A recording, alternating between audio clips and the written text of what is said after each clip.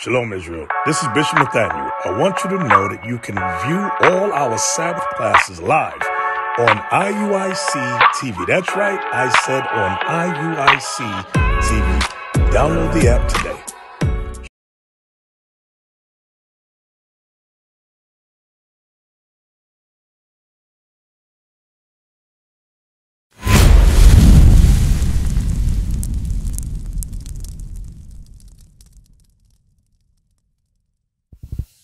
Shalom, shalom, shalom. Bonjour tout le monde.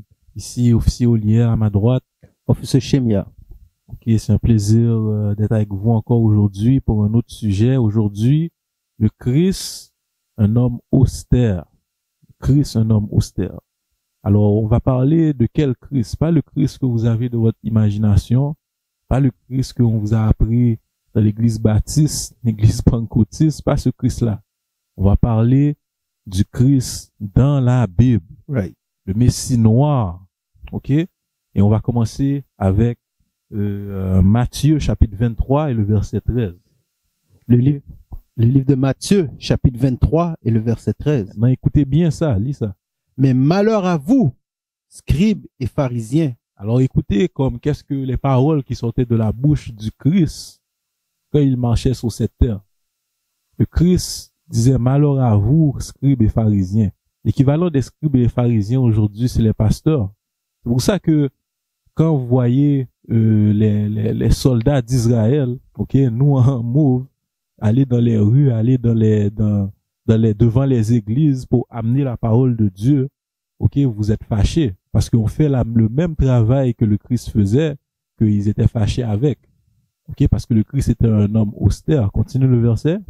Mais malheur à vous, scribes et pharisiens, hypocrites, car vous fermez le royaume du ciel aux hommes, car vous n'y entrez pas vous-même, ni ne permettez à ceux qui entrent d'y entrer. Alors le Christ, la majorité du temps où est-ce que le Christ marchait sur la terre, le scribe criait après les scribes, les pharisiens, après la multitude pour les expliquer que c'était des hypocrites.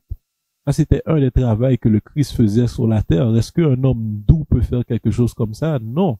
Il faut un homme autoritaire, un homme austère, un homme qui n'a pas froid aux yeux. Et c'est ça le Messie de la Bible qu'on essaie de ramener pour faire comprendre que le Jésus blanc qu'on vous a amené, qui est tout doux, cheveux soirs, et puis qui fait en sorte que on est devenu un peuple efféminé, ce n'est pas le Jésus de la Bible. Right. Ok? Alors là, maintenant, deuxième verset va dans Matthieu, le chapitre 21, le verset 12. On va voir maintenant c'est quoi les actions du Christ. Les actions du Christ pendant qu'il marchait sur la terre. Matthieu 21, 12. Le livre de Matthieu, chapitre 21 et le verset 12. Et Jésus entra dans le temple de Dieu et chassa tous ceux qui vendaient et qui achetaient dans le temple. Alors imaginez la scène. Imaginez un homme doux faire ça. Imaginez le même Jésus là, européen là, faire ça. Non. Un homme austère, c'est le Messie noir qui fait ça. Il rentre dans le temple comme un boss. Comme un boss, il rentre dans le temple. Ok, il fait quoi? Et il renversa les tables des changeurs de monnaie. Oh, pas mon Jésus. Qu'est-ce que Jésus a fait dans le temple? Et il renversa les tables des changeurs de monnaie et les sièges de ceux qui vendaient des colombes. Et il leur dit, il est écrit, ma maison sera appelée la maison de prière. Mais vous en avez fait une caverne de voleurs. Alors imaginez la scène. Imaginez quelle autorité le Christ doit avoir. Ok? De quelle façon qu'il doit se comporter, qu'il doit se présenter pour chasser tout le monde du temple qui vendait et qui pillait le temple de Dieu avec des doctrines d'hommes. Imaginez ça. Maintenant, donne-moi le livre de Jean, le chapitre 2, le verset 14. On va continuer à voir les actions du Christ. Pas le Christ qu'on vous a de votre imagination, là. Pas ce Christ-là. Pas le Christ quand vous fermez les yeux, vous voyez un Européen doux qui vous laisse faire qu'est-ce que vous voulez, là. Encore une fois, le Christ de la Bible, le Messie noir. Lis. Le livre de Jean, chapitre 2, le verset 14. Et trouva dans le temple ceux qui vendaient des bœufs et des moutons et des colombes, avec les changeurs de monnaie qui étaient assis. Ok. Et lorsqu'il eut fait un fouet de petites cordes. Oui, quoi? Qu'est-ce que Jésus fait? Et lorsqu'il eut fait un fouet de petites cordes. Alors, je veux que vous imaginez, encore une fois, la scène. Jésus rentre dans le temple comme un boss. OK? Et puis, il se fait un fouet. Continuez. Ça, c'est dans votre Bible, là. Ça, c'est dans votre Bible. Il les chassa tous du temple. Et les moutons et les bœufs. Il les chassa tous du temple avec un fouet dans ses mains. Ça, c'est un Jésus autoritaire. Ça, c'est un Jésus qui se bat pour la parole. Ça, c'est un Jésus qui se bat pour son peuple. OK? La même manière, là. Et on ne fait pas tout ce que Jésus faisait, là. Et on nous déteste déjà, nous qui prêchons la parole. OK? C'était tout? Non. Okay. Et il répandit la monnaie des changeurs. Et renversa les tables. Et il renversa les tables. Imaginez la scène. Là, maintenant, on va voir des caractéristiques du Christ encore plus. Donne-moi le livre de Luc, le chapitre 19, le verset 21. Ça, c'est une caractéristique du Christ. Dis-moi ça. Le livre de Luc, chapitre 19 et le verset 21.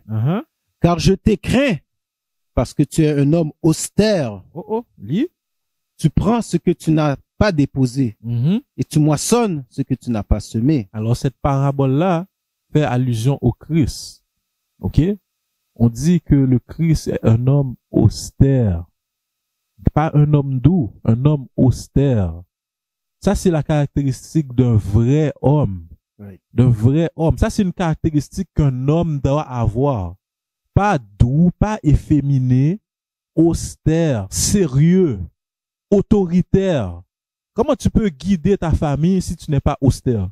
Comment tu peux guider ta nation, guider ton peuple vers un droit chemin si tu n'es pas autoritaire? Comment ça peut faire du sens?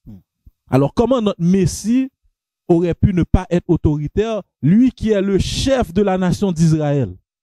Est-ce que ça fait du sens? Mais pourquoi on ne vous enseigne pas ça dans les églises? Et c'est pour ça qu'on vous amène la parole aujourd'hui.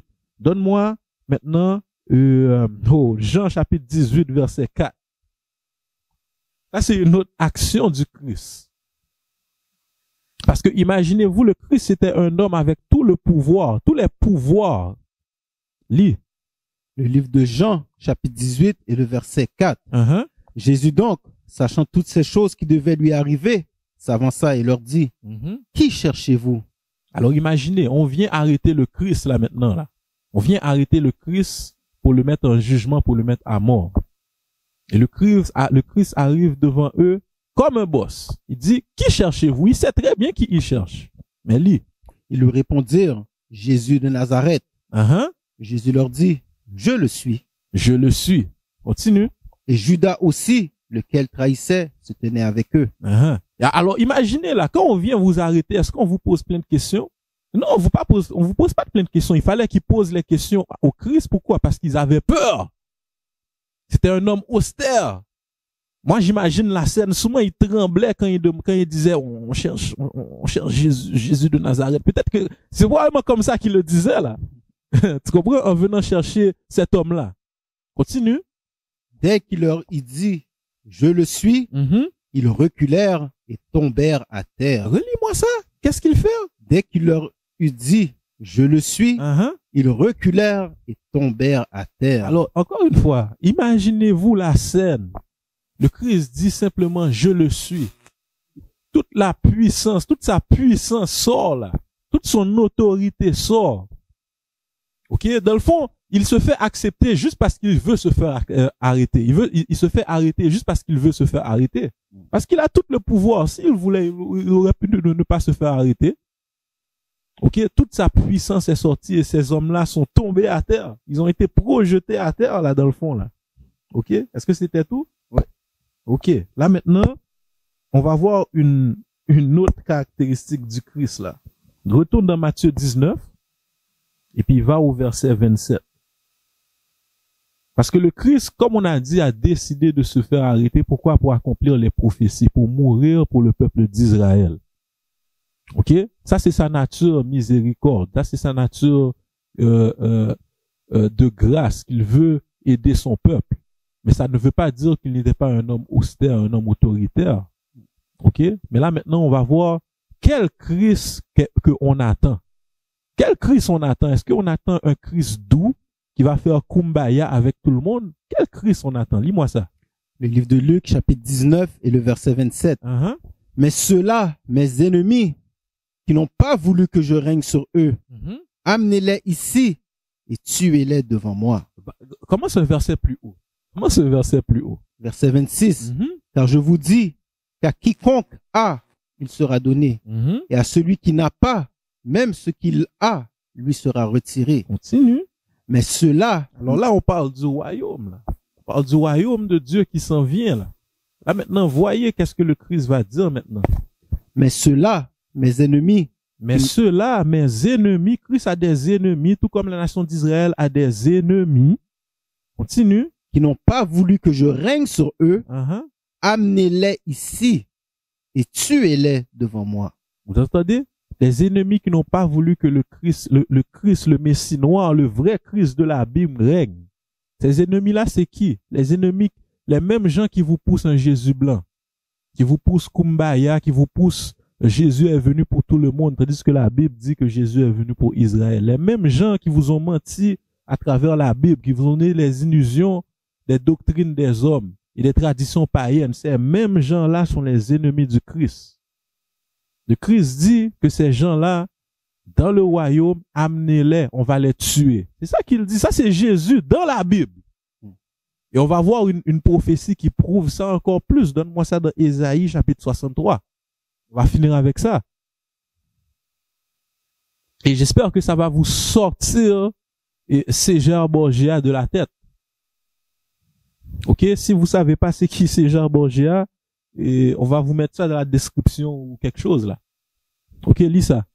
Le livre de Ésaïe, chapitre 63 et le verset 1. On commence au verset... On a le temps? OK, va au verset 1. Qui est celui qui vient d'Édom, de Bozra? Alors, Édom, c'est les soi-disant Européens d'aujourd'hui, les soi-disant Américains, Canadiens, Québécois, Russes, Ukrainiens, tous ces gens-là, Allemands. Ça, c'est le peuple d'Édom selon la Bible. Encore une fois, regardez nos vidéos pour comprendre ça de la Bible. Là. Continue. Avec des vêtements teints. Celui qui est magnifiquement paré, voyageant sous la grandeur de sa puissance. Alors là, on parle du Christ quand il revient. Continue. C'est moi qui parle avec rectitude et qui ai pouvoir de sauver. Attends, écoutez qu'est-ce qu'il dit là, le Christ. C'est moi qui parle avec rectitude, avec autorité, avec correction, avec pouvoir. Ça, c'est le Christ qu'on attend là. Continue. Pourquoi y a-t-il du rouge à ton vêtement? Pourquoi y a-t-il du rouge à son vêtement? Le rouge, c'est le sang. Rappelez-vous, il a dit dans le livre de Matthieu 19, 27, amenez les ennemis devant moi pour que je les tue. Alors son vêtement va être rouge de sang. Ça, c'est le Christ que vous attendez là. Ça, c'est le Christ de la Bible. Est-ce que vous allez être dans les bonnes juridictions de ce Christ-là quand il va revenir? Parce que ce Christ-là ne vient pas pour tout le monde. Il vient pour le peuple d'Israël, repenti, les soi-disant noirs, hispaniques, peuple natif indien. Lis.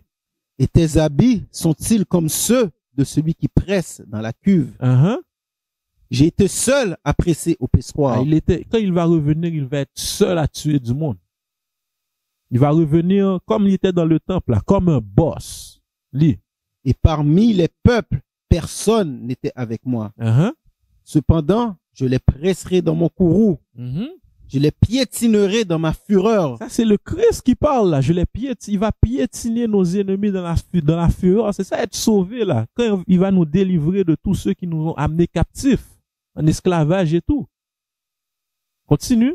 Et leur sang s'aspergera sur mes vêtements. Et je tacherai tous mes vêtements. Donnez-moi l'église baptiste dans ça. Donnez-moi l'église protestante dans ça. Continue, c'était tout? Car le jour de la vengeance est dans mon cœur. Et l'année de mes rachetés est venue. Et l'année de mes rachetés. Le jour de la vengeance est dans le cœur du Christ. Un homme autoritaire. Un homme de pouvoir. Un homme qui vient sauver son peuple. Tu peux pas sauver ton peuple sans pouvoir. OK? Et les caractéristiques qu'on doit aller chercher dans le Christ, qui était un homme parfait, c'est ces caractéristiques-là. On vous dit pas d'aller passer au monde au passoire, là. On vous dit de vous comporter avec autorité, avec dignité, en tant qu'homme, avec dignité. pour guider ta famille, pour guider ta nation, et pour amener ta nation, ton peuple, dans le meilleur. OK? Alors, j'espère que tout cela vous a édifié. Shalom. Dieu vous bénisse. Shalom. We used to scream black power while Heron was pushed. But at the end of the day, nothing's in vain. IUIC has been given a vision. The tents of Judah has risen. Many has attempted the mission. Minor murmuring, omitting, and missing the mark. Just reading that he had the flame of fire in his eyes gave us the spark. We on Paul's mission. We out on the road, purple and gold. From Mexico, Cuba, Haiti, Ghana, Sierra Leone. 144,000 boots banging, concrete crackling. These are our men repented at heart. The scriptures is proof. IUIC, we deliver the truth.